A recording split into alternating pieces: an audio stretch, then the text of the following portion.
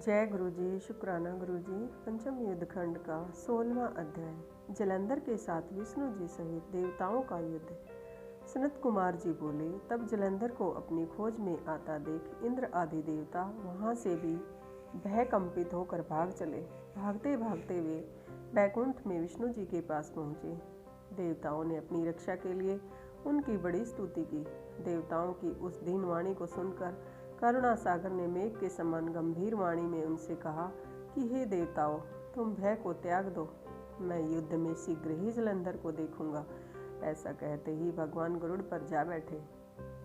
तब देवताओं सहित उन्हें युद्ध क्षेत्र की ओर प्रयाण करते देख समुद्र तनया लक्ष्मी ने के नेत्रों में जल भराया और उन्होंने कहा, हे नाथ, यदि मैं सर्वथा आपकी प्रिया और भक्ता हूँ तो मेरा भाई आप द्वारा युद्ध में कैसे मारा जाना चाहिए। इस पर विष्णु जी ने कहा, अच्छा, यदि तुम्हारी ऐसी ही प्रीति है तो मैं उसे अपने हाथों से नहीं मारूंगा, परंतु युद्ध में जाऊंगा ही, क्योंकि देवताओं ने मेरी स्तुति की है। ऐसा कह शंख चक्र गदा पद्मधारी भगवान विष्णु गरुड़ पर चढ़े हुए शीघ्र ही युद्ध के उस स्थान में जा पहुँचे जहाँ जलंधर विद्यमान था।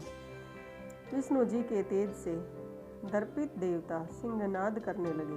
फिर तो अरुण के अनुज गरुड़ों के पंखों की प्रबल वायु से पीड़ित हो देते इस प्रकार घूमने लगे जैसे आंधी से बादल आकाश में घूमते हैं। तब अपने वीर दैत्यों को उस आंधी से पीड़ित होते हुए देख जलंधर ने क्रुद्ध हो विष्णु जी को उद्धत वचन कहकर उन पर कठोर आक्रमण कर दिया। बलशाली विष्णु जी के तेज से पुष्ट देवता दैत्यों के से युद्ध करने लगे। इस पर जलंधर ने उत्तेजित हो अपने और भी पुष्ट शूरवीरों को युद्ध के लिए प्रेरित किया। फिर तो 1,00,000 मौर्य, 100 धर्म, 1 करोड़ काली के असुर और कालक, 2 हर्द और तथा कंक 1,00,000 आदि भी तत्क्षण ही उसकी आज्ञा से युद्धोन्मुख हुए। शुंभ और निशुंभ इन दोनों महाबलियों ने उनका सेनापतित्व किया। चतुरंगनी सेना समवेत सब कुशल दैत्य युद्ध करने लगे। दोनों ओर से गदाओं, बाणों, शूलों और पटीशों आदि का भीषण प्रहार हुआ। मुनियों और सिंधों को भय देने वाले देवता और दानों में अत्यंत दारुण संग्राम उपस्थित हो गया। पंचम युद्ध खंड का 16वां अध्याय समाप्त। जय गुरु जी। शुक्राना गुरु जी। ओम नमः शिवाय। शिव जी सदा सहाय। ओम नमः शिवाय। गुरु जी सदा सहाय। गुरु जी। शुक्राना गुरु जी। पंचम युद्ध खंड का 70वां अध्याय। विष्णु जलंधर युद्ध। सनत कुमार जी बोले, अब दैत्यों के तीक्ष्ण प्रहारों से बिंद कर देवता इधर उधर भागने लगे। प्रबल दैत्यों के आगे उनका कुछ वश न चलता था। तब इंद्र आदि को इस प्रकार भयभीत हुआ देख गरुड़ पर चढ़े भगवान युद्ध में आगे बढ़े। उन्होंने अपना शार्ग नामक धनुष उठाकर बड़े जोर का टंकार किया। त्रिलोकी स्तब्ध हो गई।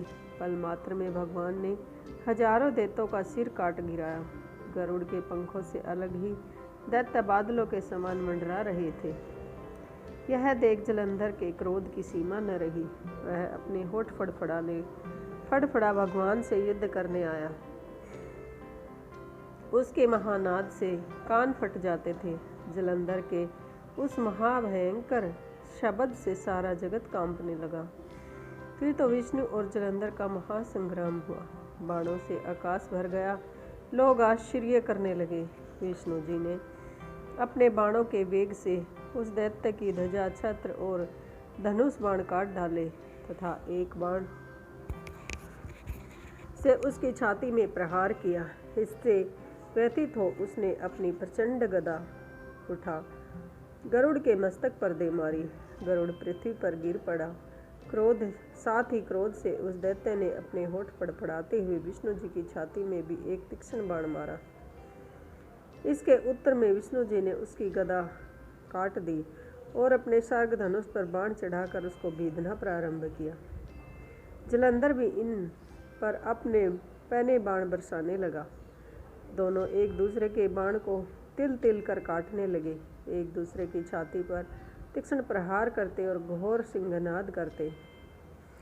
दोनों ही एक दूसरे को मार डालने की चेष्टा में क्रोध से कंपित हो जाते।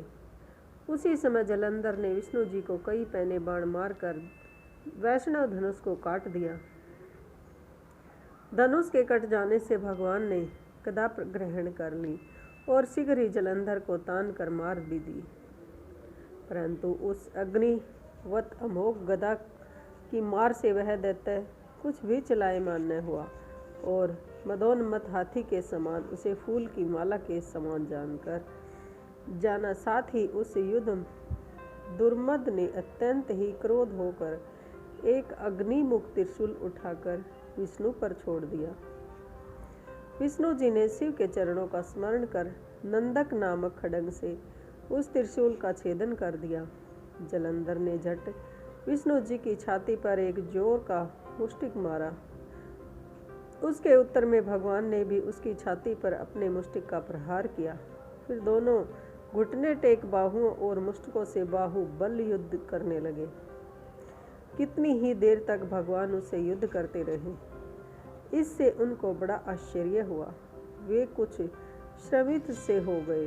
तब सर्वश्रेष्ठ मायावी भगवान उस दैत्यराज से मेघवाणी में बोले, रे रण दुर्मद दैत्य श्रेष्ठ, तू धन्य है जो इस महायुद्ध में इतने बड़े बड़े आयुधों से भी भयभीत न हुआ।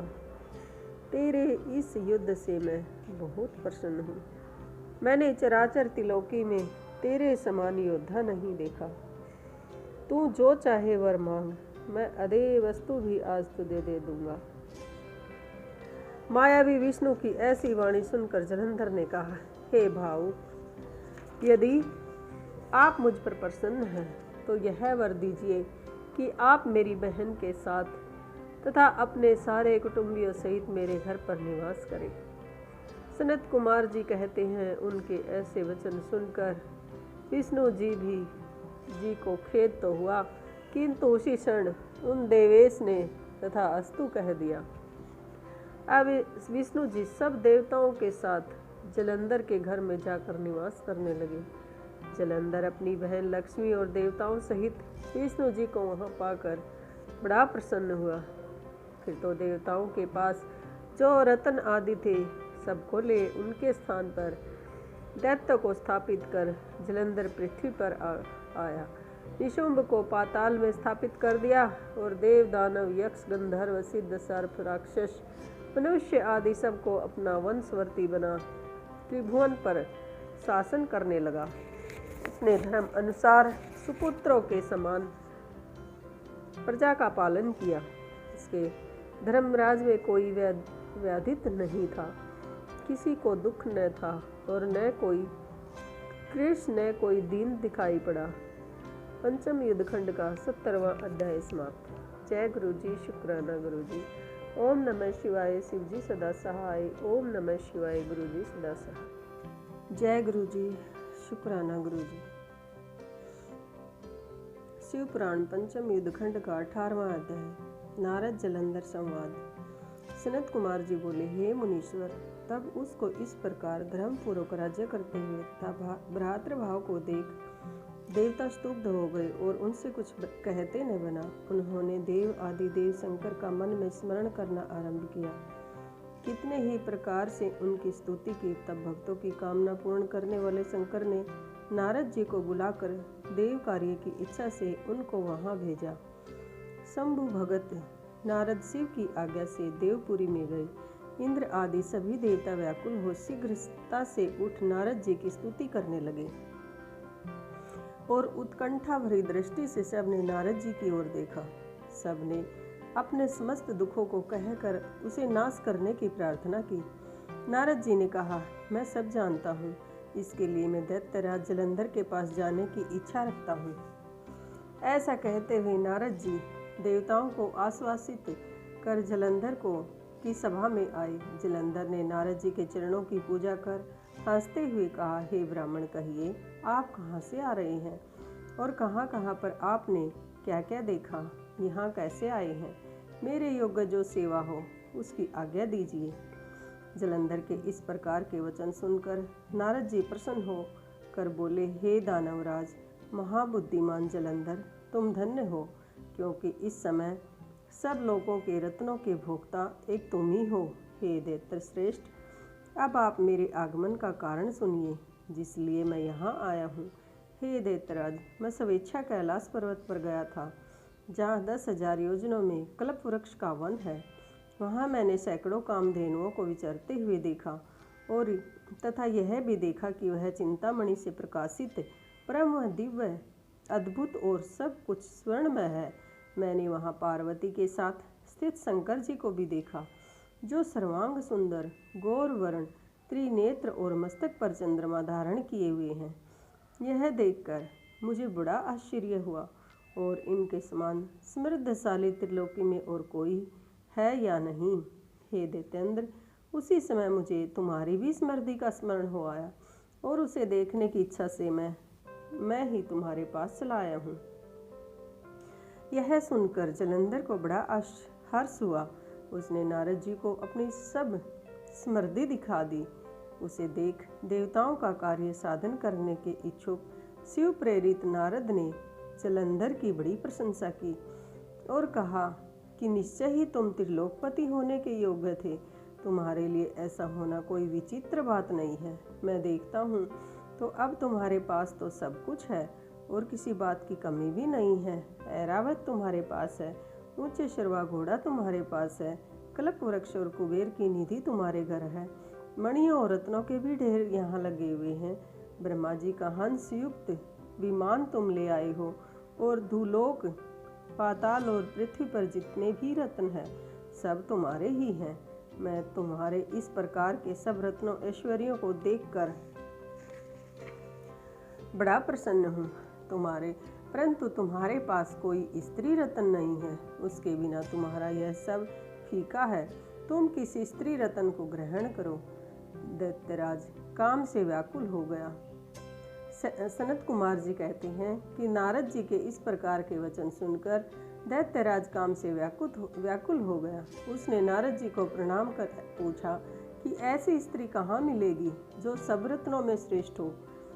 यदि ऐसा रत्न, जाया रत्न कहीं मिले तो मैं आपकी आज्ञा से उसे अवश्य लाऊंगा। नारद जी ने कहा, ऐसा रत्न तो कैलाश पर्वत के योगी शंकर ही के पास है।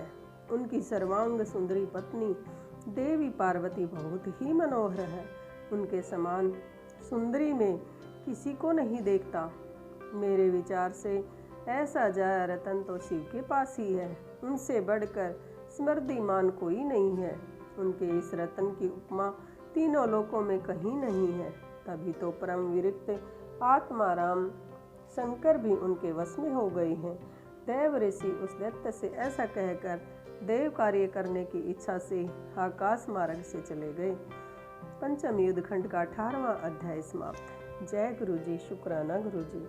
ओम नमः शिवाय। शिव जी सदा सहाय। ओम नमः शिवाय। गुरु जी सदा सहाय।